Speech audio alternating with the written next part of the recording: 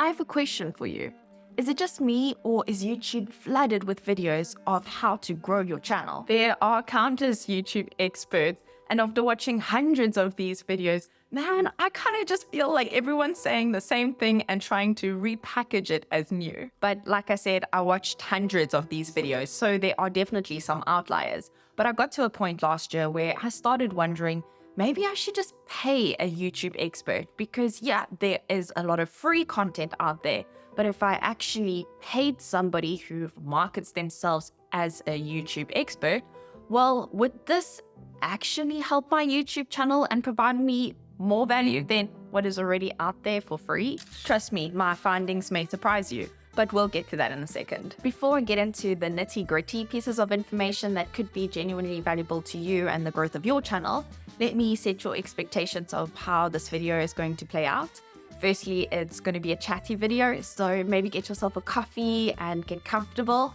And when you're ready, let's get started. We're going to start with looking at some of the free resources that are definitely worth your time. And when I say free resources, this is a combination of newsletters and videos that I found to be incredibly helpful. And just in case you're sitting there thinking, oh, please don't tell me you're going to say what everybody else says, you have to niche down, you have to have a good title, you need a great thumbnail, and also you need to know how to script your videos so that you keep people glued to the video from the start to the end. I mean, I feel like at this point, everybody is aware that those are the elements that you have to have waxed before you create a YouTube video, or at least before you can expect anything to happen with your YouTube channel. So if those elements feel so obvious to have in your videos, then why does it feel so difficult to achieve a great title, a click-worthy thumbnail, and a script that is going to keep people glued at the edge of their seat? I'll tell you why. I think it's because there are far too many people who are trying to come across as experts in all of these fields, and they are so nuanced and complex that after doing so much research, I am thrilled to tell you that I found what I believe to be experts in all three of these areas, titles, thumbnails, and scripting, that, man, could save you a lot of money as opposed to going to pay a consultant who is going to market themselves as an expert in all of them. And I think a good place to start is actually with the title of your video. And before I tell you more about this free resource, let me start with some examples, and hopefully you'll see why I deem this resource to be probably the best when it comes to information regarding titles on YouTube. Now let's look at why this works. Well, if I look at the resource, it explains that lists make videos feel more tangible. You know exactly what the video is going to be about, and lists also add some curiosity.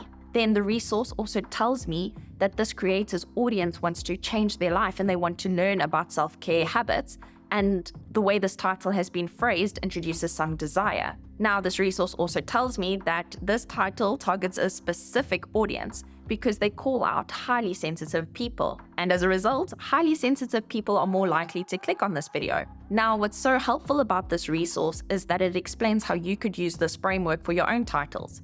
And then it gives example of this framework in action. So I haven't found a better resource when it comes to titles than the Creator Hooks free newsletter, and I have included a link to this newsletter in my description. But as I'm sure you're well aware of, having the best title in the world is not going to guarantee you get a click on the video. We need to look at another factor that contributes to whether you get that click or not. Now, I'm not sure if I should admit this, but I think I've watched over 100 hours of videos on this topic, whether it's been through webinars or just free videos on YouTube. But I'm glad to tell you that you don't have to do that, because I found one video on YouTube that seems to condense all of this information that I found everywhere else into one easy to watch and easy to action YouTube video. This free piece of content breaks down the importance of the psychology of thumbnails. It looks into everything from how it helps if your thumbnail poses a question that ignites a curiosity gap, so that someone who looks at a thumbnail wants more information.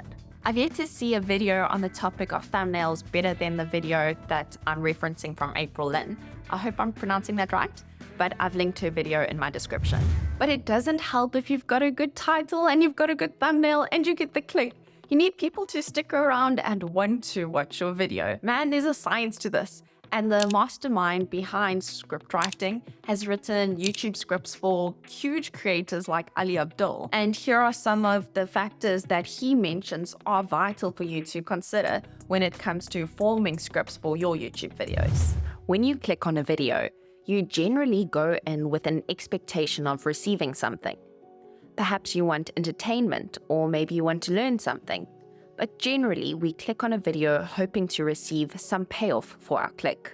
Ideally, your title should point towards your payoff, your thumbnail should hint at your payoff, and if you start your video without making it clear of what the payoff is, well, then you're likely to lose your viewer.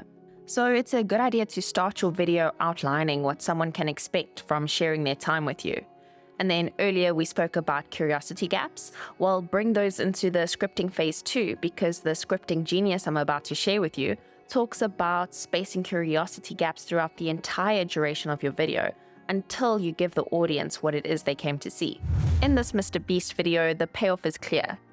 In the title, we know we'll be seeing a variety of yachts. The thumbnail hints at a yacht that may just blow our minds, and the intro to the video sets our expectation of what is to come. And then the rest of the video fills this curiosity gap of what the cheapest yacht is like in comparison to the most expensive yacht. If you look at this tutorial example, well, this video of mine teaches videography basics. The thumbnail reinforces this, and then the intro to the video lays out the formula I use for filming videos. Now the rest of the video unpacks this formula, fulfilling the promise made at the start of the video. Now if you're itching for more tips on writing scripts for YouTube, well, the secret scriptwriter doesn't seem to have a YouTube channel just yet, but I've linked some podcasts that interview George, and these should provide you with even more tips for writing YouTube scripts than I've already mentioned.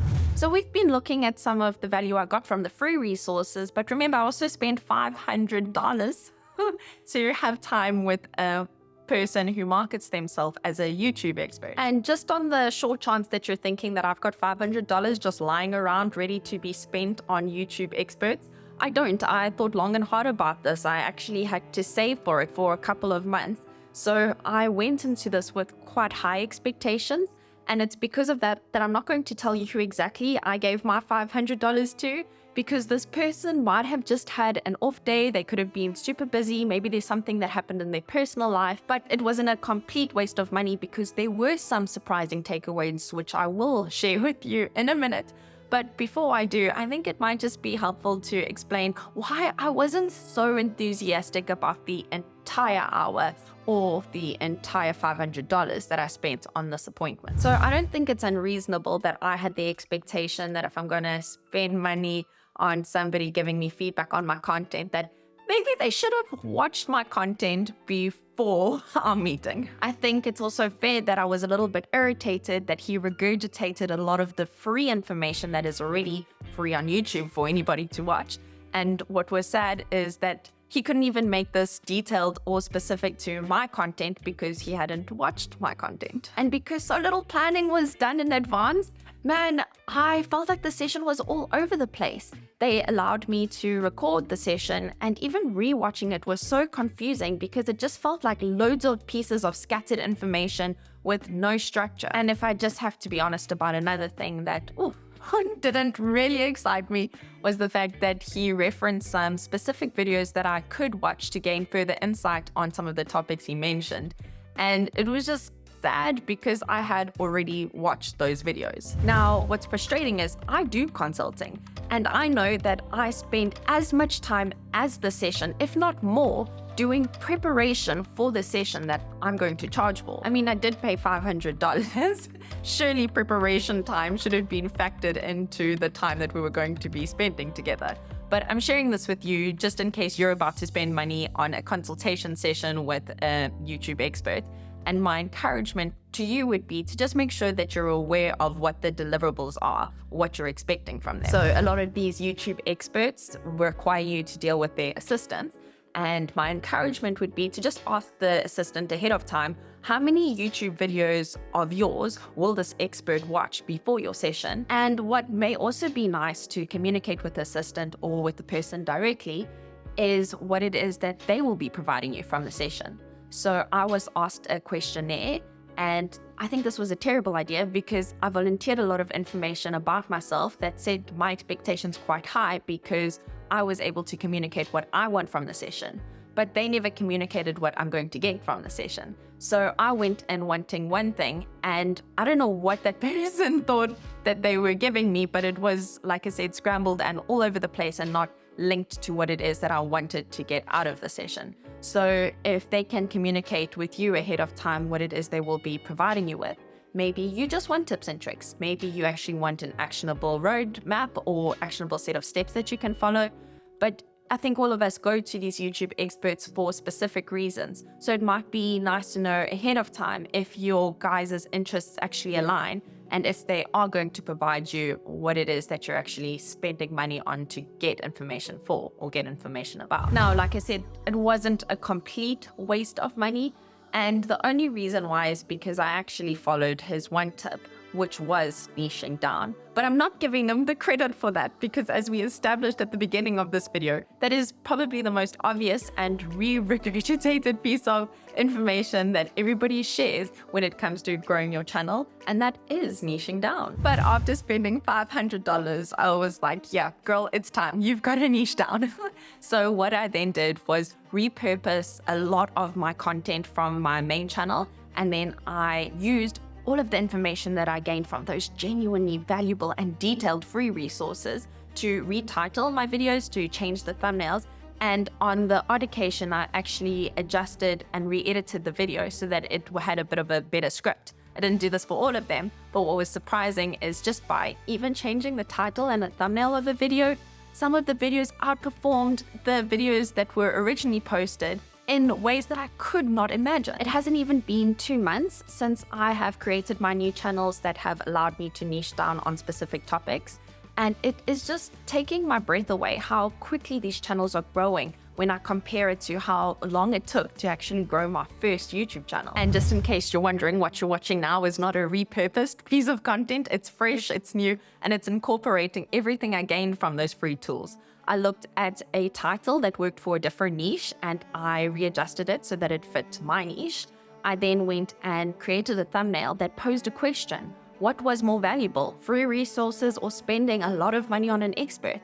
And then this video, the scripting of it, I focused on a lot of the points that I gained from the information that was shared by George Blackman. But if you're sitting there thinking that this is all it takes to create a click-worthy and enjoyable YouTube video, then it's not all it takes. Something that a lot of people mislook or overlook or are actually scared to sink their teeth into is a topic of videography and being comfortable on camera. So if that's you, then I think you might enjoy this video next.